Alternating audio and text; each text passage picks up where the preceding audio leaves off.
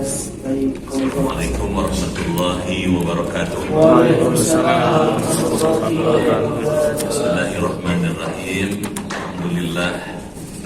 Alhamdulillah, summa alhamdulillah. Assalatu wassalamu ala rasulillah Muhammad bin Abdullah wa ala alihi wa ashabihi wa man tabi'ahu wa wala.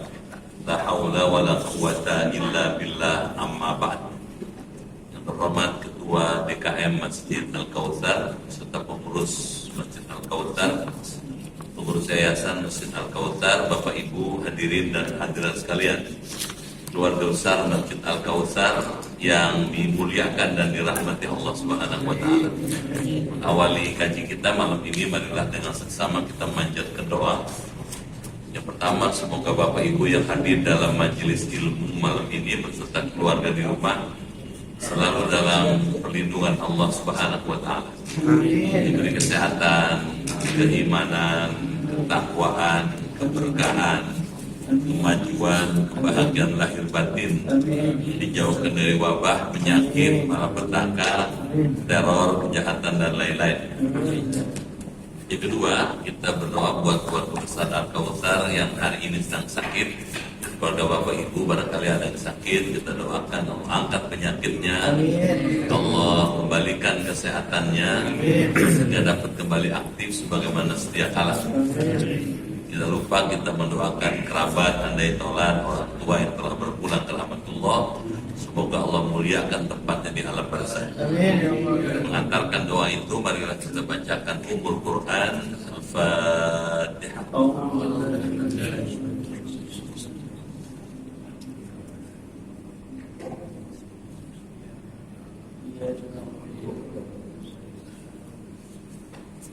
Bismillahirrahmanirrahim. Ya Fattah ya Alim, iftah abwaaba qulubina bi nuri ma'rifatik wa akhrij alaina min dhulumatil jahli wal wahmi ila nuril fahmi wal ilmi. Iftah alaina abwaaba ilmika wa fatahtaha ala anbiya'ika wa ulama'ika al-mutaqaddimin al-mutaakhirin wansur alaina rahmataka ya dzal jalali wal ikram. Allahumma sallimna wa sallim dinana wa sallim ahlana wa auladana wa dzurriyyatana wa sallim jama'atana wa bil khusus jamaah Masjid Al-Kautsar min afati dunya wal akhirah wa la tasluq wa tanaza imanana wa la tusallit alaina man la yakhafuka wa la yarhamuna wa rizqna khairai dunya wal akhirah innaka ala kulli syai'in qadir. Allahumma inna nas'aluka shifaan ajilan sihatan tamman lana wa la siyama jamaah Al-Kautsar. Ishfi'na ya syafi, ishfi'hum ya syafi, anta syafi, la shifaa illa shifauka ya Allah, shifaan la yubadiru saqaman. Allahumma ighfir lana wa liwalidina wa liman lahu haqqun alaina min jami'il muslimina wal muslimat wal mu'minina wal mu'minat al-ahya'i minhum wal amwat. Rabbana atina fid dunya hasanah wa fil akhirati hasanah wa qina adzabannar. Walhamdulillahi rabbil alamin. Asyrul muslimin wal muslimat rahimakumullah. Bapak Ibu yang dimuliakan Allah, malam ini kita bersyukur dengan rahmat Allah dapat kembali hadir bermuajahah di masjid yang kita hormati ini. Untuk itu saya menyampaikan ucapan terima kasih dan penghargaan yang tinggi atas pilihan Bapak Ibu hadir di majelis ilmu malam ini. Saya doakan semuanya masuk surga.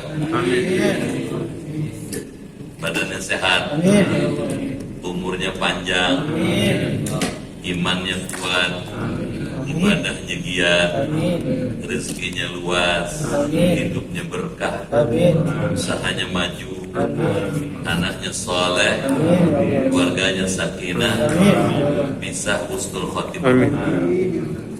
Malam ini kita akan melanjutkan kajian ilmu akhlak dari kitab Bidayatul Hidayah yang disusun oleh Imam Al-Ghazali pada halaman 93. Betul ya? Kali ini yang kedua. Fa'idha staiqadta. Betul kan? Silakan dibaca. أعوذ بالله من الشيطان الرجيم بسم الله الرحمن الرحيم فإذا استيقظت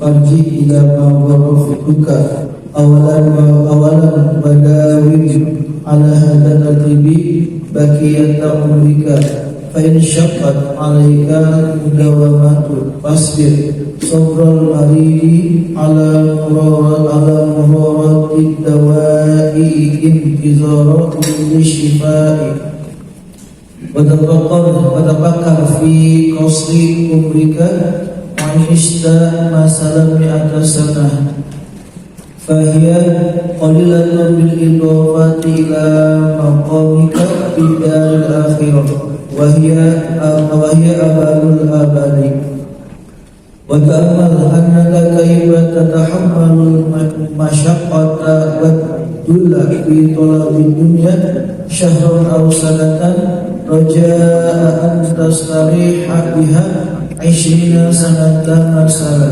فكيف لا تتحمل ذلك أياما قلائل رجاء الاستراحة أبدا الآباد ولا تطول عملك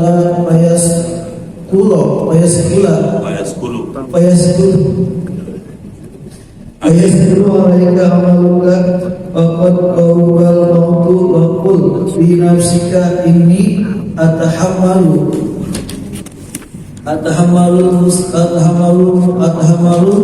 مشقة اليوم فلعلي أموت الليلة واصبر الليلة فلعلي أموت غدا فإن الموت لا يهجم في وقت محسوس وحال محسوس وسن محسوس فلا بد من هجومه. Ya, betul ya. Supaya nggak ketinggalan teranginnya. Bapak Ibu dimakan Allah, seperti apa isinya? Pada kaji kita yang lalu, Imam Ghazali mengajarkan adab sebelum tidur. Apa yang mesti dilakukan menjelang tidur?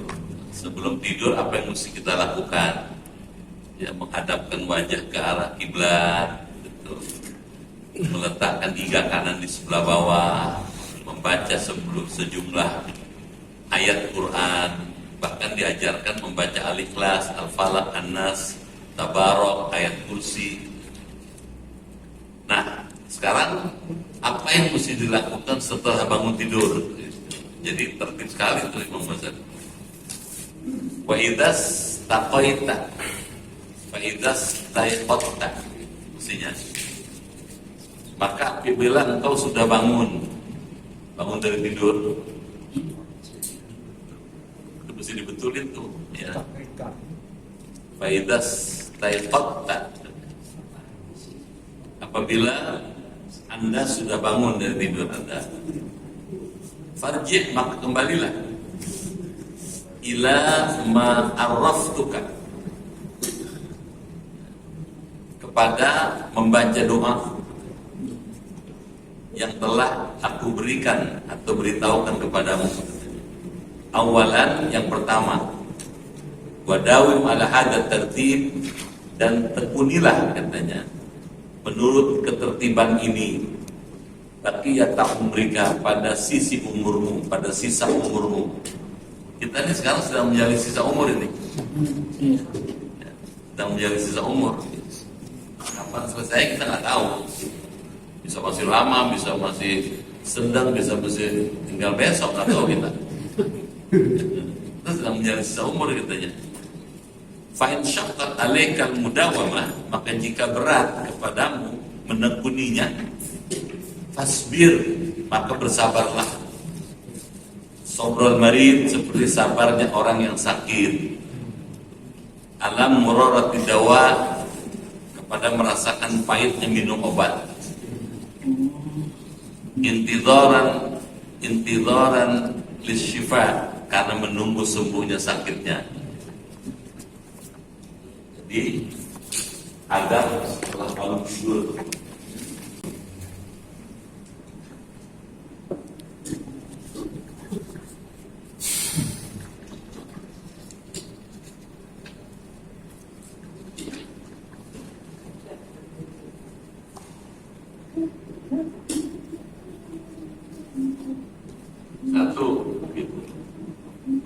mendusin apa mendusin?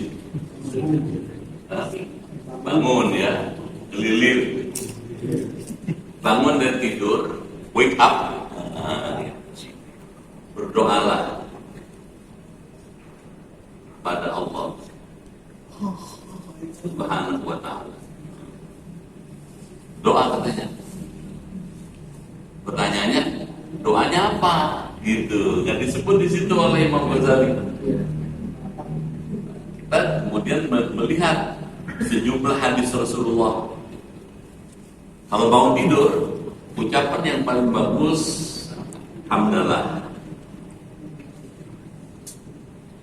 Alhamdulillahilladzi ahyana ba'dama amatana wa ilaihi nusyur.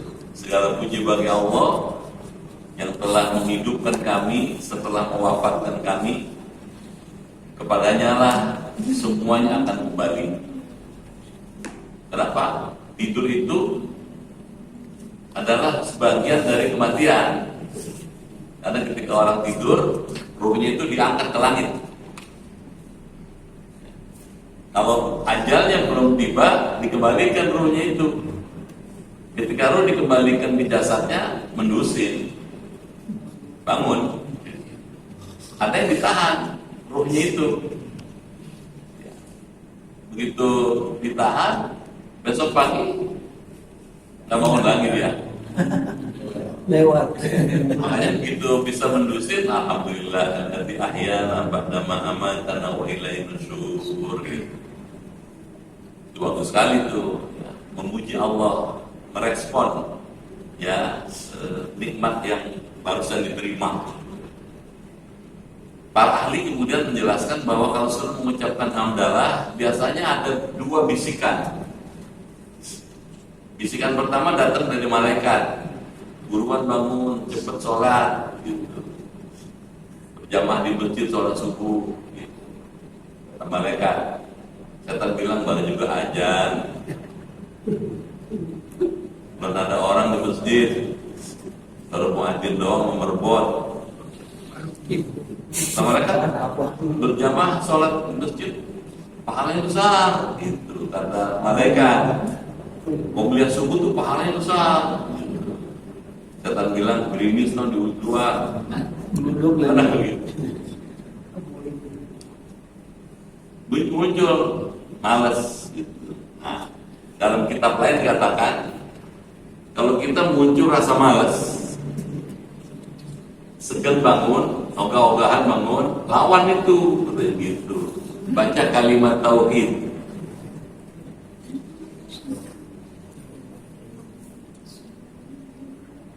La ilaha illallah wahdahu la syarika lahu lahul mulku wa lahul hamdu yuhyi wa yumiitu wa huwa ala kulli syai'in qadir. Sekali masih malas, dua kali, 10 kali pasti bangun. 10 kali pasti bangun. Setannya kalah. Bangun gitu, cepet-cepet ke kamar mandi, bersih-bersih, wudu. Nih, jadi ini pertanyaannya di sini nih. Pertanyaan di sini. Ada hadisnya mengatakan Nabi kalau mendusin bangun terus duduk, Nabi baca Inna fi khalqis samawati wal ardh. Baca Quran surat Ali Imran ayat ke 190 sampai selesai. Inna fi khalqis samawati wal ardh wa ikhtilafil lail wan nahari la ayatin li ulil albab alladzina yadhkuruna Allah qiyaman wa qu'udan wa 'ala junubihim wa yatafakkaruna fi khalqis samawati wal ardh Rabbana ma khalaqta hadza batila. Baca ini nih. Ittiba'us sunnah. Kalau sudah duduk bangun. Jangan begitu mendusun langsung bangun. Yang langsung bangun tuh biasanya suka ngedublak, suka jatuh, pusing kan gitu kan. Masuk kamar mandi, jatuh kamar mandi. Kenapa perlu siap dia? Dari suasana tidur ke suasana bangun. Gitu. Coba nih dilakukan ini. Kata Imam Ghazali, hadapi malas, segan, capek, ogah, lawan. Seperti orang sedang sakit, mesti minum obat. Tujuannya supaya sehat. Gitu. Yang kedua katanya, bertafakkar fi qasri umrika. Bertafakurlah sebentar katanya. Dalam fi qasri umrika katanya. Dalam pendeknya umurmu. Coba pikirin umur yang pendek ini. Kenapa dikatakan pendek? Ya kita hidup di dunia nggak lama. 100 tahun kan nggak lama. Dibandingkan di akhirat miliaran tahun. Sebentar. Coba pikirin tuh umur kita yang cuma sebentar. Wa in ishta mathalan, meskipun engkau hidup umpamanya 100 tahun di atas sana katanya. Fahiya qalilatun bil idhafah ila maqamika fi dar akhirat. Maka 100 tahun itu sedikit sekali dengan disandarkan kepada tempatmu di akhirat nanti. Sebentar itu. Jadi kalau kita bangun, coba pikirin tuh umur kita yang pendek.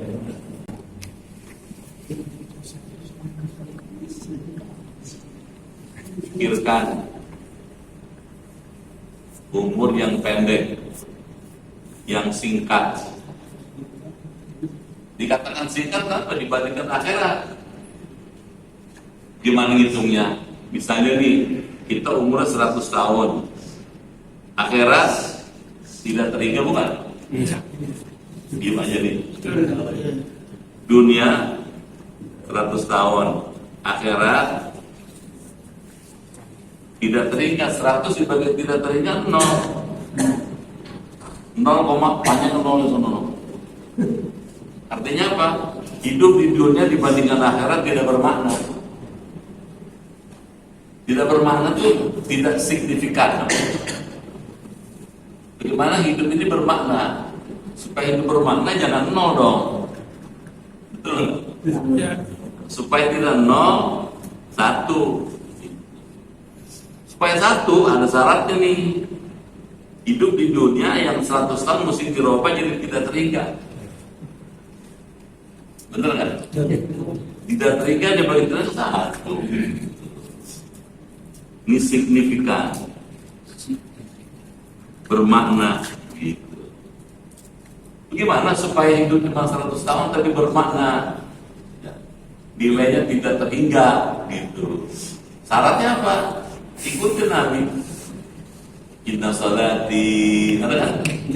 Wa nusuki wa mahyaya wa mamati lillahi rabbil alamin la syarika. Sesungguhnya salatku, ibadahku, hidup dan matiku aku persembahkan untuk Allah. Kalau seluruh hidup dan mati ini buat Allah, 100 sama dengan tidak teringat, termasuk tidur. Signifikan, bermakna. Jadi agama tuh melalui para ulama mengajarkan hidup yang bagus kalau bermakna, valuable life, hidup bermakna, bernilai. Kalau pengen bernilai, ikuti Nabi Muhammad. Jadi nggak ada yang rugi gitu. Itu gunanya belajar. Gitu katanya.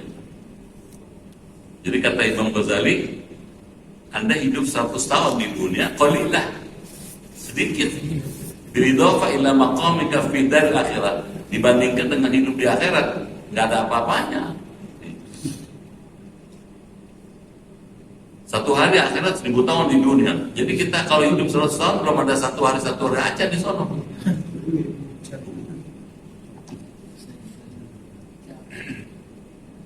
Wahyal abadul abad. Sedang akhirat itu adalah selama-lamanya. Oh, kayak gitu tuh Pak. Baik. Wata'amal, ya yang berikutnya katanya. Coba fikirkanlah katanya. Annaka kaifa tatahammalul masyaqqah. Bahwasanya engkau bagaimana sungguh katanya memikul kepayahan Wadzulla, kehinaan, fi talabi dunya, dalam mencari harta dunia, syahran, selama sebulan, atau sanatan, atau selama setahun. Coba kamu pikirin, selama ini kamu habiskan umur buat cari nafkah, cari uang, cari harta, sebulan, setahun, sampai sekian puluh tahun. Roja'a, karena mengharapkan antastariha biha, agar engkau merasa senang dengan uang banyak, harta banyak, hidup senang. Biha, katanya, dengannya istri nasana, selama 20 tahun masalah, umpamanya. Coba dipikirin tuh, 20 tahun kita berjuang, bekerja, berusaha. Fakaifa la tatahammalu dzalika ayyaman qalail, gitu. Maka bagaimana engkau tidak sanggup memikul masyaqqah? Masyaqqah itu kesulitan, keberatan, capek, gitu. Ibadah itu pada beberapa hari yang sedikit. Rojaan al-istirahah, untuk mengharapkan istirahat abadal abad, selama-lamanya. Maksudnya gimana? Kita ibadah sekarang kan nggak lama, sholat misalnya paling 5 menit kalau kelas kita sih, tapi pahalanya besar di sono, di akhirat gitu. Ngaji nih tadi 1 jam katakanlah, tapi pahalanya besar di sono, di akhirat. Kalau pakai bahasa yang lebih gampang, Imam Ghazali pengen ngasih tahu, carilah, persiapkanlah langkah-langkah strategis.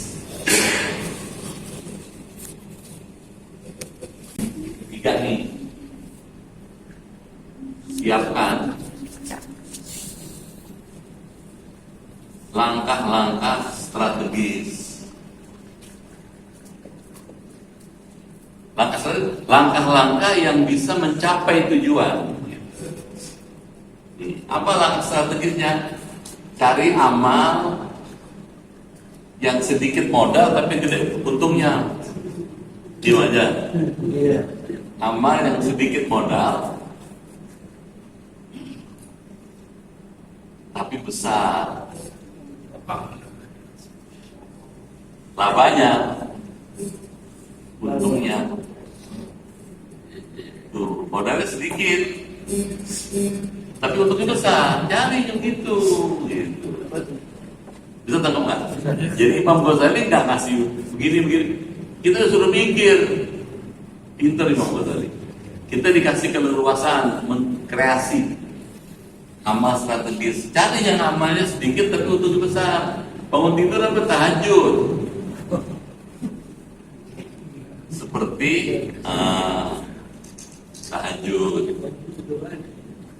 Modalnya nggak banyak tuh buat tahajud, 2 rakaat, tapi pahalanya besar. Gitu. Diam aja. Iya. Tahajud, witir. Kalau Nabi 2 kali 2 tambah 2 tambah 2 tambah witir 1, jadi berapa tuh?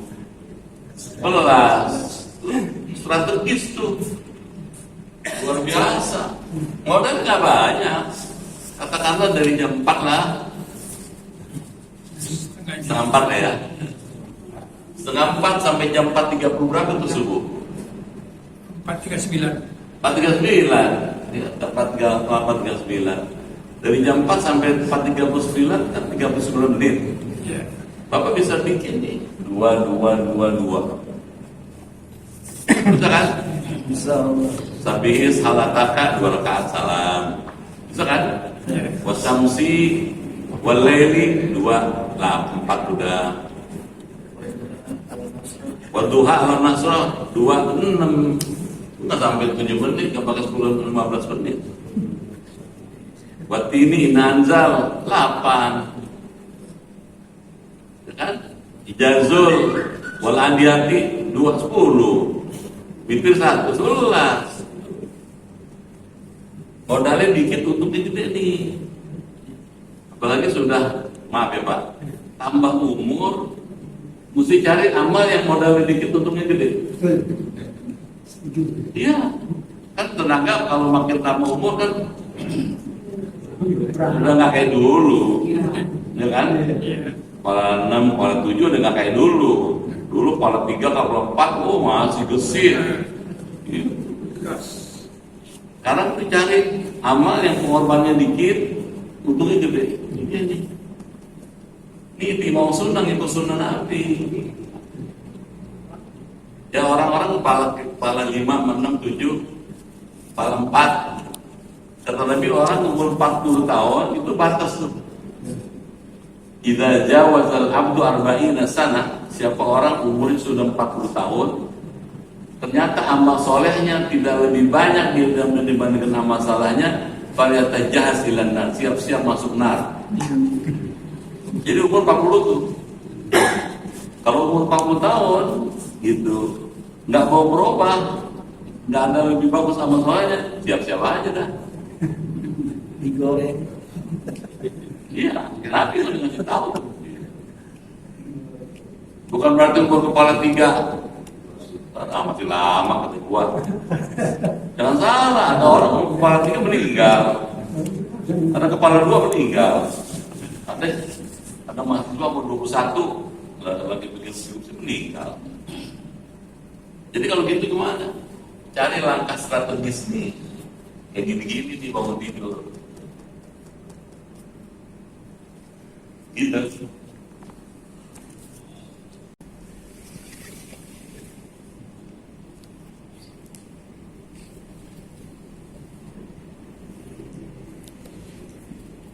Wala tutawwil amalaka, kata Imam Ghazali ini. Fa kaifa la tathammalu dzalika ayyaman qalail raja'an al-istirahah abadal abad. Wala tutawwil amalaka, janganlah engkau memanjangkan cita-citamu angan-angan. Jangan panjang angan-angan. Fayathqul 'alaika, maka akan menyebabkan berat kepada kamu. Jangan panjang angan-angan. Amaluka katanya. Waqad qarubal maut katanya. Padahal telah dekat datangnya kematian. Jangan banyak angan-angan. Ada beda angan-angan dengan cita-cita.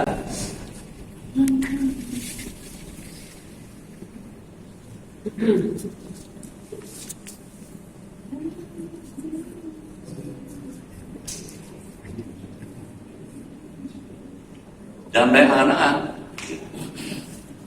Apa beda angan-angan dengan cita-cita? Kalau cita-cita realistik, ya seorang dokter misalnya bercita-cita menjadi dokter terbaik se-Indonesia, boleh, emang cocok jalurnya.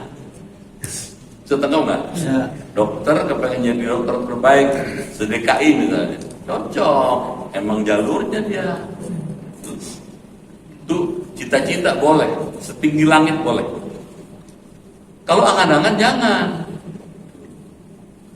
Angan-angan ini dia utopis, tidak realistik. Contohnya nih angan-angan, kerjanya ngojek, pengen jadi menteri, nggak ketemu jalannya. Ya paling ngojek, sambil ngojek duduk itu, kalau jadi menteri berhenti gak ngojek nih, mesem aja, ada nggak begitu? Kalau jadi menteri pindah rumah gua katanya, dari Kelapa Dua lagi, di sono no, mesem lagi. Komplek DPR. Lama-lama kebanyakan mesem apa namanya? Gila. Oh iya. Jangan angan-angan, nggak perlu angan-angan. Kalau cita-cita perlu. Pengen jadi terbaik, gitu. Perlu. Gitu. Saya pengen jadi muslim terbaik. Gitu. Kalau ilmuwan saya pengen jadi ilmuwan terbaik, gitu mesti. Bagus nih Bang Ghazali. Kenapa? Kalau angan-angan kebanyakan memberatkan kamu, padahal umurmu makin lama makin habis. Kenapa umur makin habis? Tiap hari umur kita pakai, jatahnya makin habis dong. Setuju nggak? Jatah segini nih, sekarang udah tinggal segini. Nih, lama-lama habis. Kalau terlalu banyak angan-angannya masuk ke sana, orang udah mau deket COVID. Aduh, jangan. Hati-hati tuh katanya. Terlalu utopis katanya, terlalu banyak menghayal. Hidup realistik. Tuh, gitu. Wa qul fi nafsika, katanya. Dan katakanlah dalam hatimu, inni atahammalu, sesungguhnya aku memikul, katanya, al-masyaqqah, jerih payah beramal, al-yaum, pada hari ini, fala'alli amutu lailah, maka barangkali aku akan mati pada malam ini. Itu pikirnya. Saya akan berjuang nih hari ini semaksimal mungkin, katanya gitu. Boleh jadi nanti malam saya bakal mati. Gitu. Wasbirul lailah, dan aku akan bersabar pada malam ini. Fala'alli amutu ghadan, maka barangkali aku akan mati besok. Mungkin nggak? Jadi kalau gitu mana? Nah, yang berikutnya nih. 4. Bersungguh-sungguhlah.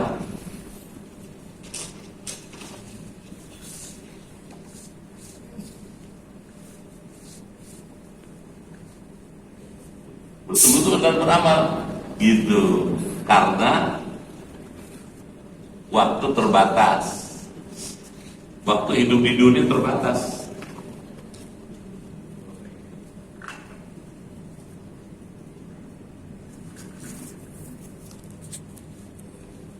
Kan ada kan, isma, katanya, syi'ta fa innaka mayitun, kata malaikat Jibril kepada Nabi Muhammad. Ya Muhammad, katanya, isma syi'ta, hiduplah semaumu, katanya. Fa innaka mayitun, ingat loh, kamu bakal mati. Bisa tak ya? Jadi disuruh hidup semaunya, kalau bahasa kamu sakaratmu. Tapi ingat, kamu bakal mati, gitu. Coba. Ingat itu ada remnya dikit, gitu. Bisa tangkap? Makanya mumpung hidup, ayo beramal. Mumpung sehat beramal. Mumpung sempat kerjain, jangan diem. Kalau kita diem nganggur, nggak ada hasil, rugi. Jangan diem, Pak. Kerjakan semaksimal mungkin. Nggak apa capek karena ibadah bagus, capek karena maksiat jelek. Nggak apa-apa capek, gitu. Bisa tangkap ya? Jadi raih tuh kesempatan, katanya. Karena boleh jadi kalau saya ntar malam meninggal, saya nggak akan nyesel karena sudah beramal hari ini sebaik-baiknya. Terus katanya fa'inal maut, karena sesungguhnya mati itu la yahjumu fi waqtin makhsusin, tidak masuk pada waktu yang ditentukan, wa halin makhsusin, dan pada keadaan yang ditentukan, wasinin makhsusin, dan pada umur yang ditentukan. Nggak jelas umur berapa, nggak akan tahu kita. Siang atau malam kita nggak tahu bakal meninggal. Mana buktinya? Banyak kan orang tadi masih ketemu di masjid katanya Isya, sekarang udah nggak ada kan? Iya. Tadi masih ngobrol sama saya, sekarang udah nggak ada. Itu boleh jadi dialami kita, gitu. Jangan tahun depan, besok nggak jelas. Maaf ya Pak, bukan aku nakutin. Dia sampai pasti yakin besok pakai masih bisa hidup lagi. Kalau gitu gimana? Mumpung ada, siapkan yang terbaik. Kalau memang besok pakai nggak bangun, udah siap dengan kematian. Kalau bapak tidur kan roh diangkat kemarin, diangkat. Gitu. Kalau nggak dibalikin lagi wassalam. Jadi kalau gitu kemana? Siap nggak siap? Mesti siap. Fala budda min hujumihi, katanya, kata Imam Ghazali. Maka pasti ya, masuknya itu kematian, pasti Pak. Orang pasti mati. Kullu nafsin dha'iqatul maut. Kalau gitu gimana? Berbuatlah yang bermanfaat, gitu. Apa yang bermanfaat? Banyak. Amal yang bermanfaat banyak. Bermanfaat buat diri kita, bermanfaat buat keluarga, bermanfaat buat masyarakat, buat negara kalau bisa, bermanfaat buat agama. Mesti itu fid dini wad dunya wal akhirah, gitu. Jangan diem. Ya, mohon maaf ya. Apalagi masih muda. Kata Imam Ali, Sayyidina Ali, siapa orang masih muda menguasai ilmu, masa tua dalam genggaman. Kalau masa muda dia menguasai ilmu, hari tua dalam genggaman. Kalau masa mudanya nggak menguasai ilmu, tuanya susah. Berjalan sama saya. Bener, coba lihat deh. Coba dulu saya belajar, saya nggak gini, gitu katain. Bertelat, udah kaset. Bertelat. Sekarang nih, mumpung masih bisa berbuat lah, gitu. Nanti kalau sudah nggak sempat nggak nyesel. Gitu. Ya, rebut ilmu, rebut ibadah, gitu. Sampai situ ya. Baca lagi deh.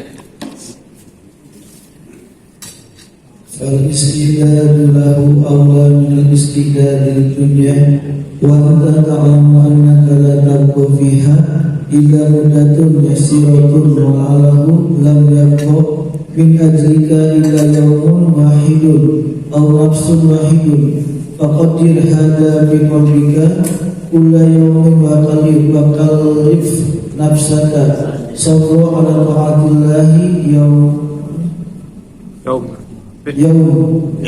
يوما فإنك لو قدرت البقاء 50 سنة وألزمتها صبر على طاعة الله تعالى نفرت واستعصت عليك فإن فعلت ذلك فرحت عند الموت فرحا لا آخر له وإن سوفت وتساهلت جاءك الموت في وقت لا تحتسبه وتحسرت تحسرا لا آخر له وعند الصباح يحمد القوم السرور وعند الموت يأتيك خبر اليقين ولتعلمن ma ba'dahu ba'dahin. Ya. Apa kata Imam Ghazali? Fal istidad lahu, katanya. Maka mengadakan persiapan untuk kematian itu. Coba tuh Imam Ghazali ngomongnya. Mempersiapkan mati gitu. Aula lebih utama. Lebih utama kenapa? Mati nggak jelas.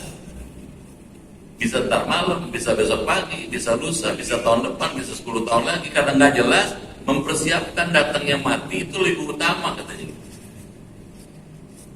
Bila istidad di dunia daripada membuat persiapan untuk kehidupan dunia. Coba. Jadi yang kelima ya.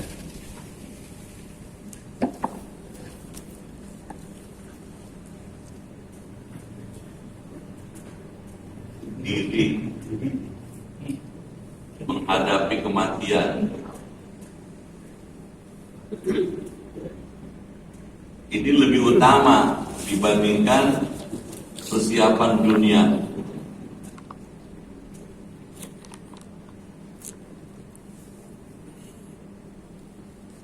Apa tuh? Mempersiapkan bagaimana meninggal husnul khotimah itu lebih utama dibandingkan mempersiapkan dunia. Tapi mendingan husnul khotimah. Dari uang sebanyak-banyaknya, dari pangkat setinggi-tingginya. Tapi mendingan husnul khotimah. Dalam keadaan tidak beriman, itu semua yang kita kumpulin nggak ada gunanya. Ada kan? Kayaknya kayak apa tuh orang? Semua usaha retail di Indonesia dikuasain sama dia. Meninggalnya ketiban kontainer. Coba. Kayak apa? Siapa tahu gitu. Padahal kalau dihitung berapa sudah uangnya. Bukan nggak boleh menyiapkan dunia, bukan nggak boleh. Tapi menyiapkan bagaimana meninggal husnul khotimah itu lebih aula, lebih bagus. Dengan apa? Supaya husnul khotimah iman plus istiqomah. Nah, Quran surat Fussilat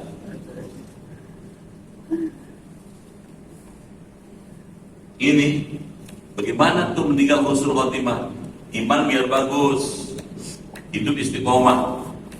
Istiqomah tuh ajeng susah gitu ya, teguh. Sekali Islam sampai kapanpun Islam. Dunia boleh runtuh, gitu ya. Hancur dunia ini, langit boleh runtuh, tapi iman Islam tetap tidak ada. Mesti istiqomah, gitu. Dua nih. Bagaimana iman diwujudkan dalam bentuk lebih konkret istiqomah. Itu husnul khotimah nih. Untuk bisa kayak begitu, Bapak mesti punya yang kedua, punya ilmu yang bermanfaat.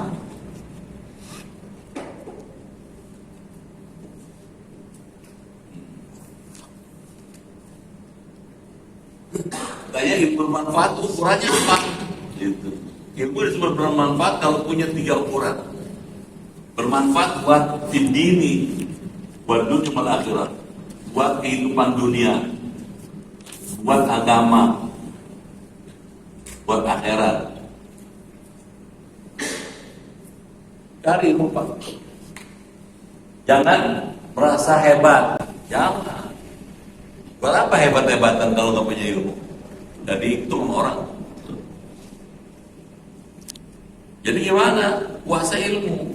Kalau kita menguasai ilmu, orang hormat sama kita, segan. Gitu. Makanya Nabi Muhammad tuh doanya waktu qobliyah subuh, Allahumma inni as'aluka ilman nafi'an wa amalan mutaqabbalan wa rizqan thayyiban. 3 yang diminta. Yang perintah yang pertama ilmu yang bermanfaat, bukan harta, bukan. Ilmu bermanfaat. Wa amalan mutaqabbalan, amal yang diterima. Bukan banyaknya, tapi diterima nggak amalnya. Wa rizqan thayyiban, rezeki yang thayyib, yang baik. Yang thayyib kayak apa? Allah paling tahu. Orang macam saya ini rezeki yang thayyib buat saya, Allah paling tahu. Pasti Allah kasih yang cocok buat saya. Orang macam saya nggak mungkin dikasih triliunan. Kayaknya nggak mungkin gitu loh. Kenapa nggak mungkin? Kalau Allah kasih saya triliunan, berhenti ngajarnya. Padahal orang yang membutuhkan dari saya pengetahuan saya, ilmu saya, gitu. Gitu katanya. Wa anta ta'lamu annaka lan tabqa fiha, katanya. Dan kamu tahu bahwasanya kamu tidak akan kekal hidup di dunia, emang gak kekal. Mana faktanya? Semua orang yang hidup di dunia pasti mati. Gak ada yang hidup selama-lamanya. Tuh, katanya. Setuju gak? Gak akan kekal kita, karena kita gak kekal. Yang kekal akhirat, no. Itu yang direbut, gitu. Di sini perlu bagaimana hidup senang, bagaimana hidup cukup, bagaimana hidup bisa bahagia, bagaimana hidup bisa ibadah. Tapi di sana lebih penting lagi.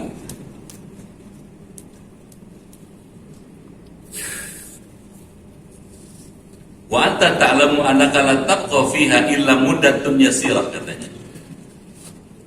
Kamu tahu bahwasanya kamu tidak akan kekal hidup di dunia kecuali waktu yang sedikit, katanya. Mudah yasirah. Mudah itu mudah dan yasiratan yang sebentar. Maaf ya, 100 tahun itu sebentar Pak.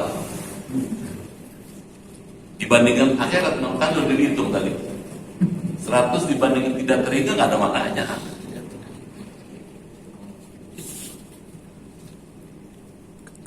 Gitu katanya. Wal'allahu lam yabqa min ajrika, katanya. Dan barangkali tidak akan katanya, lam yabqa, tidak akan menyisa dari ajalmu itu illa yaumun wahid, kecuali hanya 1 hari lagi. Kita boleh berharap tahun 2030 masih hidup. Padahal sebenarnya tinggal besok sih. Mungkin apa enggak? Nggak tahu kita. Ini bukan nakut-nakutin nih. Kata Imam Ghazali. Padahal umur kita illa yaumun wahid, tinggal 1 hari ternyata. Au nafasun wahidun, katanya. 1 kali nafas lagi, 1 kali tarik nafas. Faqaddir hadza, maka katanya perkirakanlah hal ini Fi qalbika, dalam hatimu katanya. Kula yaumin, setiap hari. Jadi kita disuruh selalu punya kesadaran tinggi. Nah, milikilah kesadaran yang tinggi dalam hidup yang sementara.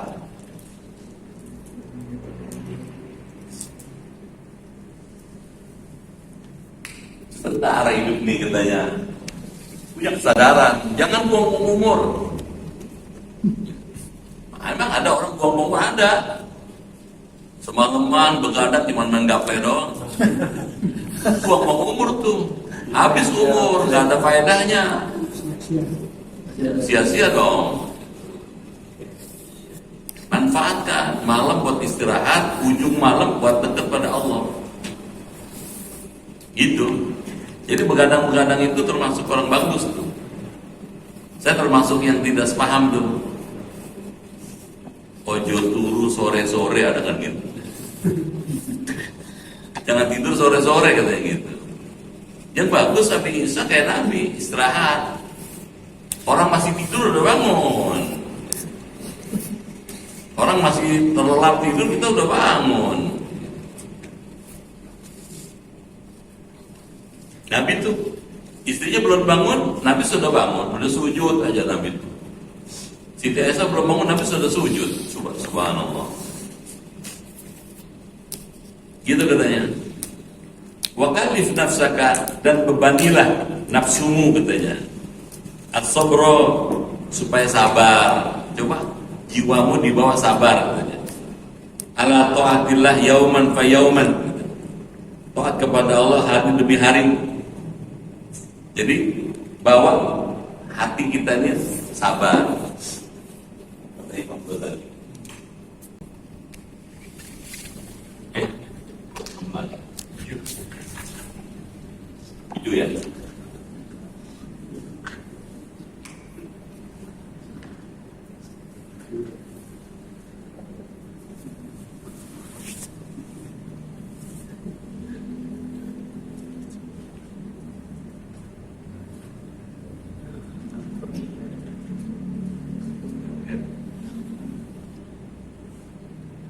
Kalau pakai bahasa kampung jangan bosenan.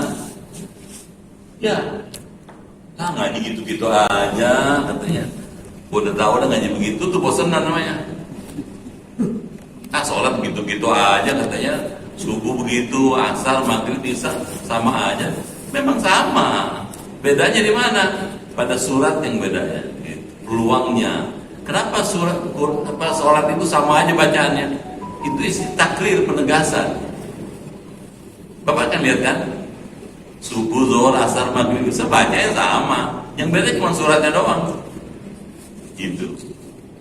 Kenapa kok diulang-ulang? Itulah peneguhan supaya mantap hati. Itu katanya.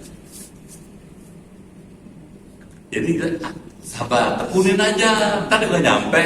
Gitu. Ya. Ngapain cukup saya bangun pagi-pagi repot. Dengan senang-senang hidup. Buat apa senang-senang di dunia, di sana belangsak? Bahasa apa? Buat apa di dunia senang tapi di sana susah? Gitu. Nggak apa-apa di sini susah tapi di sana senang selama-lamanya. Selama-lamanya. Itu mestinya. Berpikirnya taktis dong.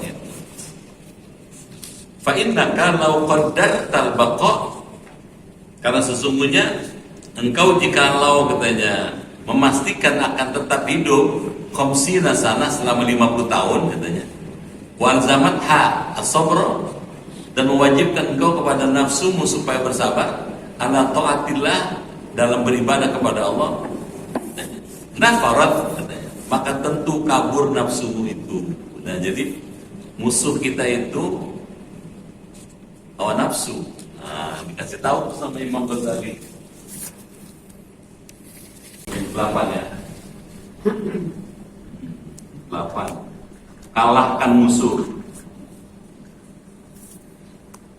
Kalau dalam ilmu tasawuf musuh itu ada dua. Ada musuh yang dalam diri kita. Hawa nafsu namanya. Satu, hawa nafsu. Dia nempel di badan. Dua, setan. Setan itu unsur luar, bisa intervensi ke dalam dia. Bisa masuk ke dalam. Mana bukti? Bapak lagi baca hadis itu dalam kitab At-Targhib wa Tarhib ada hadis. Orang kalau takbir Allahu Akbar itu ada 70 setan. Itu begitu kita Allahu Akbar kabur dia. 70 itu. Begitu Allahu Akbar balik lagi. Kemana? Masuk ke dalam badan kita. Yang 70 coba Bapak dikerubutin setan 70. Kok bisa? Bisa. Kenapa nggak bisa? Gimana cara masuknya? Kan gitu pertanyaannya. Kata Nabi, asyaiton yajri ala nas majrad dam. Setan itu masuk ke dalam diri manusia melalui aliran darah. Ini kan ada alirannya kan? Dia bonceng di situ. Kalau setan tuh bonceng di situ 70 dikeroyok Bapak tuh. Ada yang masuk ke hati, ada yang masuk ke mata, ke telinga, ke kaki. Digoda habis. Makanya orang di sholat tuh, nanti bapak baca, udah punya kan kitab Sahih Bukhari kan? Saya ngajar itu tuh, ya. Kitabul Adzan. Itu kalau kita takbir Allahu Akbar atau muadzin Allahu Akbar, setannya kabur. Ntar begitu selesai dia balik lagi, masuk ke dalam hati. Alladzi waswisu fi sudurin nas minal jinnati. Itu masuk ke hati dia dong. Digoda yang kita udkur, ingat apa yang udah. Bagi sholat ingat yang udah. Kenapa enggak? Jadi kwitansi nggak ketemu seharian. Aduh ditaruh di mana tuh kwitansi? Begitu sholat Allahu Akbar. Bismillahirrahmanirrahim. Saya taruh di sono, nyari di sono. Jangan setan tuh. Lawan Pak. Dua-duanya lawan. Jadi bagaimana mengalahkan hawa nafsu dan bagaimana mengalahkan pengaruh syaitan, intervensi syaitan.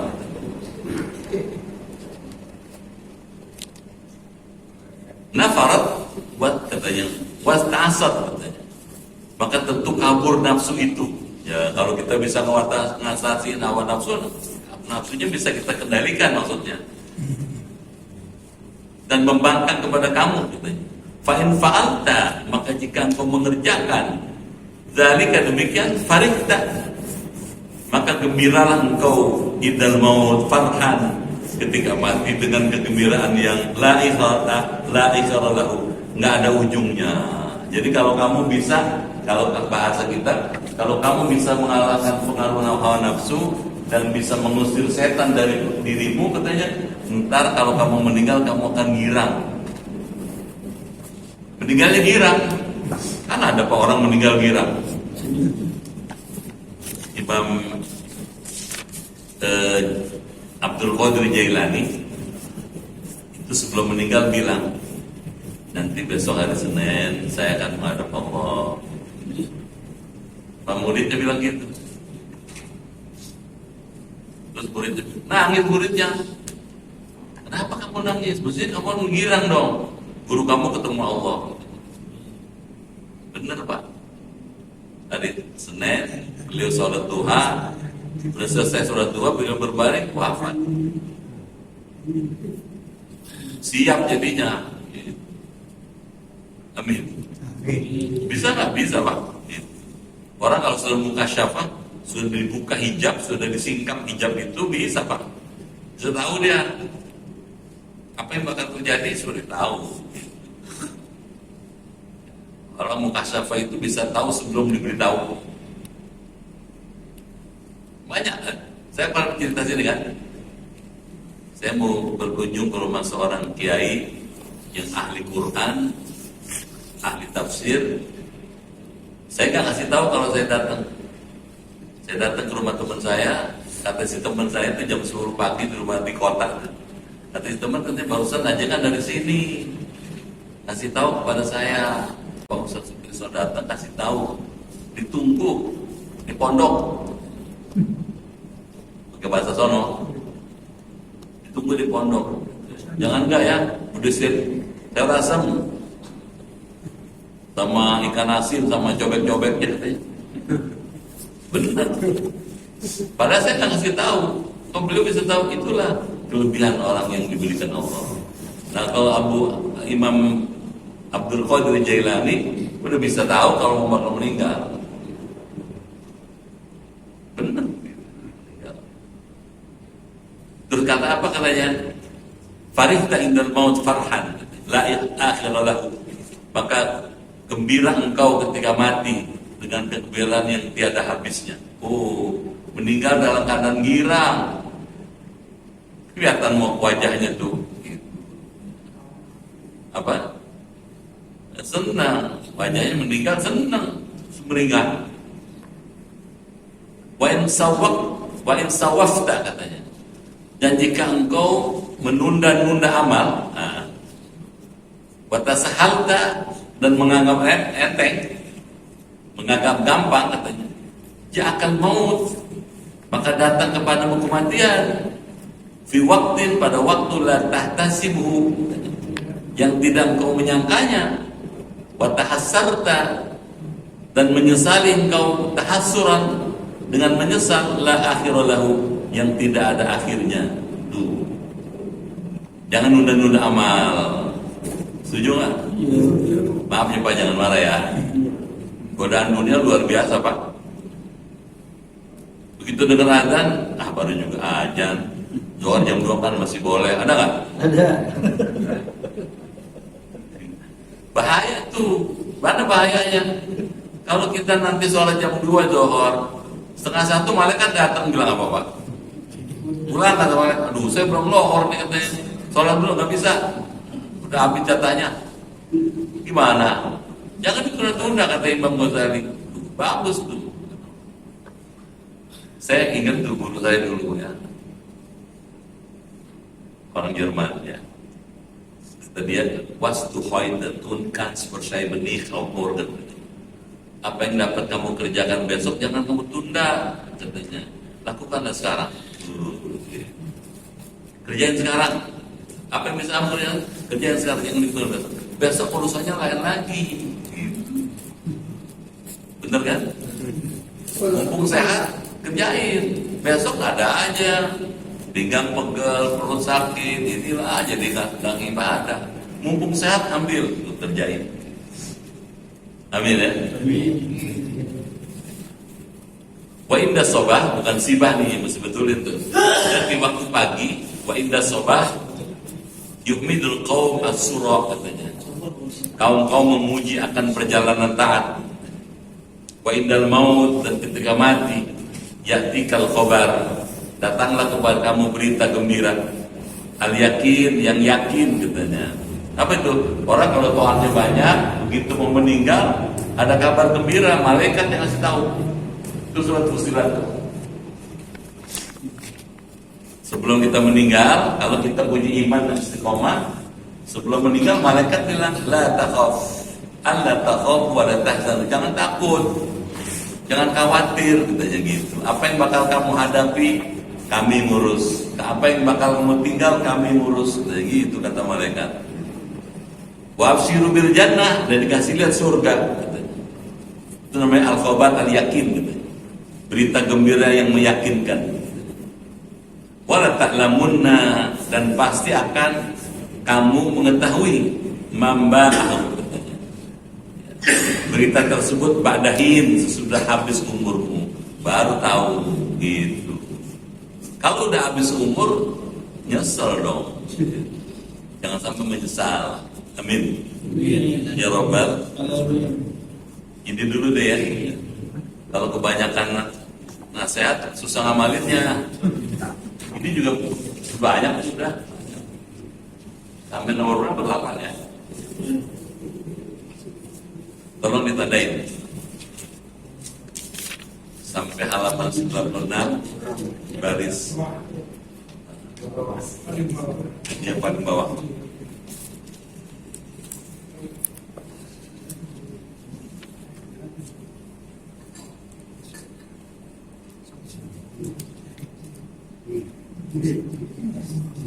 Ada nggak jelas? Siapa? Ada dua tokoh tasawuf, Imam Ghazali dan satunya lagi yang Syekh Hafiz bin Jailani. Apa perbedaan dari ajaran beliau? Ya, kedua ulama ini ulama besar.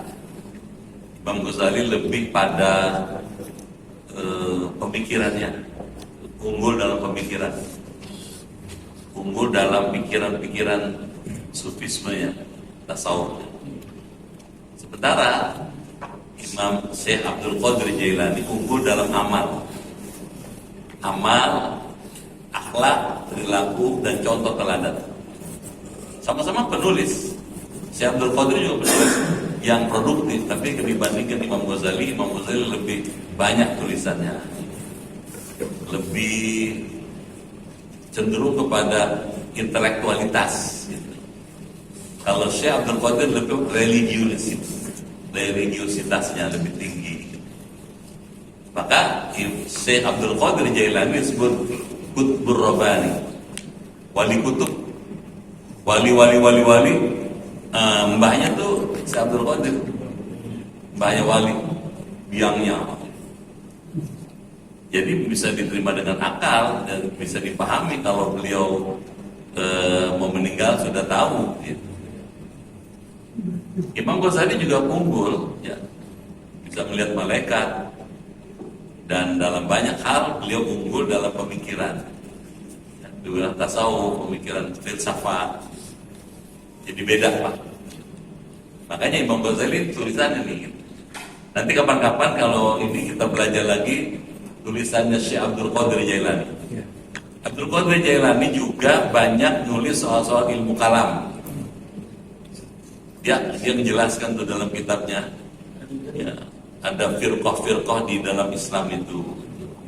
Ada Ahlussunnah, ada Mu'tazilah, ada Syiah, ada Khawarij, ada macam-macam. Uraikan sangat baik. Dia kasih ini begini nih gitu.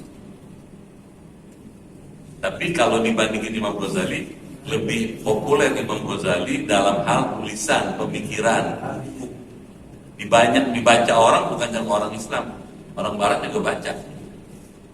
Itu apa bedanya?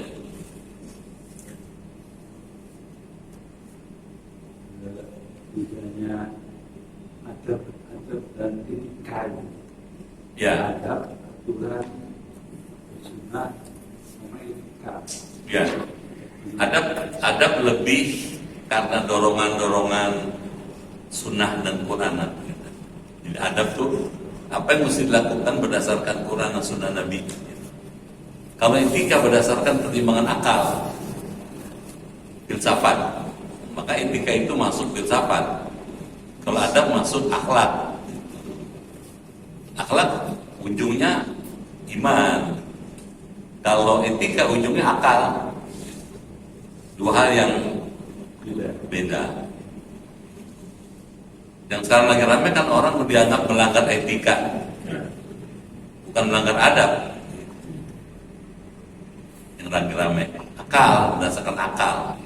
Ya. Saya nggak terusin nih soal etika nih. Bisa nggak pulang-pulang aja ini. Saya tahu aja. Jadi bedanya etika dengan adab tadi gitu. Kalau etika berangkat dari pemikiran akal manusia yang dikembangkan menjadi etika, jadi logika, jadi ada estetika. Gitu. Itu semua bagian dari filsafat. Kalau adab bagian dari akhlak. Ada mau tidur begini, gitu. Ada bangun tidur begitu. Rujukannya Quran loh, gitu. Hadisnya ini nih, gitu. Kalau etika pertimbangan akal, kepatutan, kelayakan, gitu. Dan itu bisa diperdebatkan. Tapi kalau ada Quran nggak bisa didebatin. Gitu ya. Baik, cukup dulu kali ya. Ini saya menghargai Bapak sama Ibu nih luar biasa nih. Sebetulnya dia orang lagi demam libur nih. Iya, dari kemarin orang libur tuh, Jumat, Ahad, Jumat, Sabtu, Ahad, 4 hari. Terus mau pemilu lagi kan Rabu kan? Iya. Tuh diterusin tuh dari Kamis sampai Selasa tuh. Rabu baru pulang.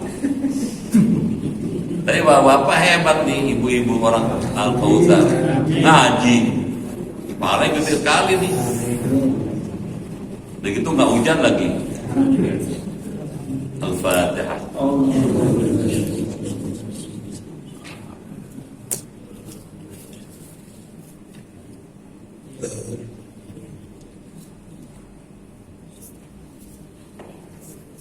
Bismillahirrahmanirrahim. Allahumma bihaqqil Qur'an wa bi kalamikal qadim wa bi Muhammadin khatamin nabiyyin wa bi haqqi ummil Qur'an allimna al-Qur'an wa faqihna fid din wa allimna ta'wil wa hdina ila sawa'is sabil. Allahumma inna nas'aluka imanan kamilan wa yaqinan sadiqan wa rizqan wasi'an wa qalban khashi'an wa lisanan dhakiran wa badanan sabiran wal afwa indal hisab wa najata minan nar.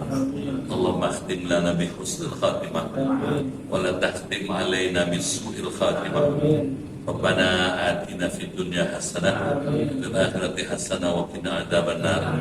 Walhamdulillahi rabbil alamin. Sekian, lebih kurang mohon maaf, terima kasih. Sampai jumpa lagi. Assalamualaikum warahmatullahi wabarakatuh. Waalaikumsalam.